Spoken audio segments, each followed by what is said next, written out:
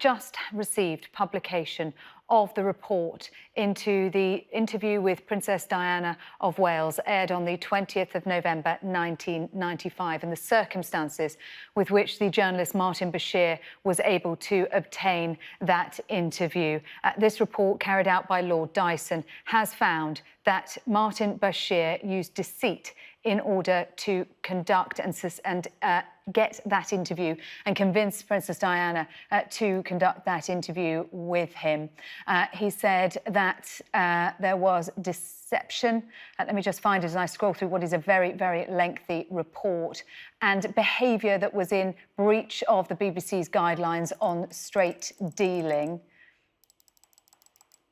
He talked about showing Princess Diana faked documents, faked bank statements. By gaining access to Princess Diana in this way, Mr. Bashir was able to persuade her to agree to give the interview, in serious breach of the 1993 edition of the BBC's producer guidelines.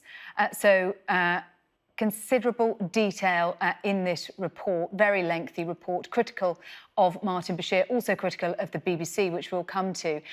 In response, we've had a statement from the BBC Director General, Tim Davie, who says, "I would like to thank Lord Dyson. His report into the circumstances around the 1995 interview is both thorough and comprehensive. The BBC accepts Lord Dyson's findings in full. Although the report states that Diana, Princess of Wales, was keen on the idea of an interview with the BBC, it is clear that the process for securing the interview fell far short of what audiences have a right to expect. We're very sorry for this. Lord Dyson has identified clear failings. While today's BBC has significantly better processes and procedures, those that existed at the time should have prevented the interview being secured in this way. The BBC should have made a greater effort to get to the bottom of what happened at the time and been more transparent about what it knew. While the BBC cannot turn back the clock after a quarter of a century, we can make a full and unconditional apology. The BBC offers that today." Let's bring in our royal correspondent, Rhiannon Mills. So two areas being looked at in this report, Rhiannon: the conduct of Martin Bashir in securing the interview, the methods that he used, but also the BBC's response and investigation into that when those methods may have come to light.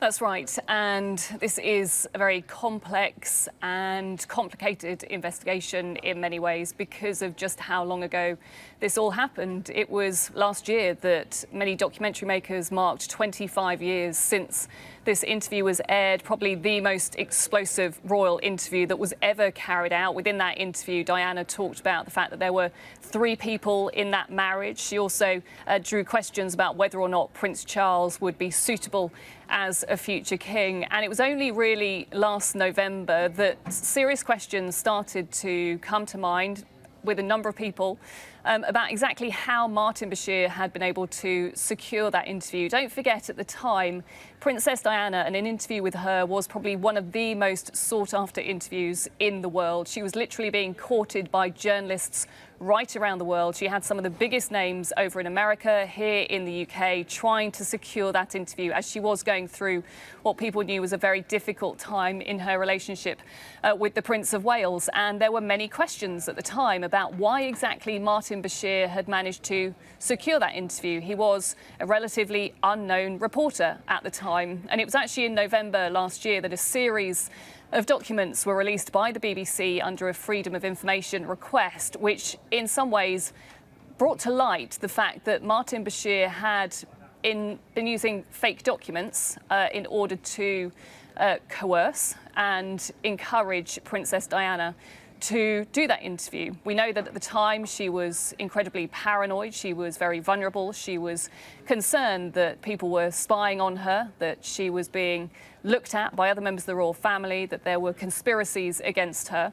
And so back in November last year, her brother, Lord Spencer, called for this inquiry by the BBC to find out exactly who knew what within the organisation about how he had secured that interview. Now, at the time, the BBC said that they would launch this inquiry, which is what we have the results of today.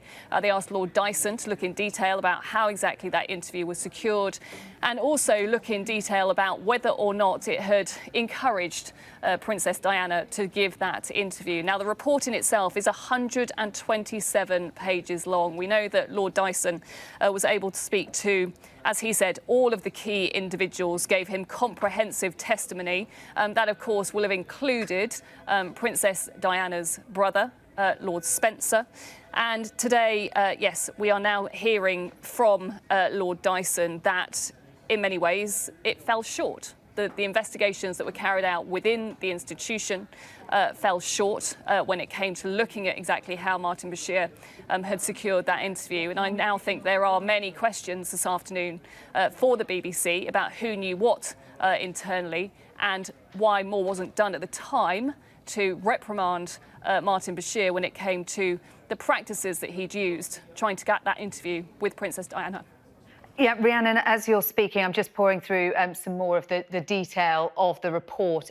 And it is looking into that question as to how Martin Bashir, a relatively junior reporter at the time, managed to secure this interview. Not a household name in 1995, Lord Dyson concludes, but he did have experience as a television reporter, relatively junior. But it is beyond doubt that he was an effective and skilled reporter.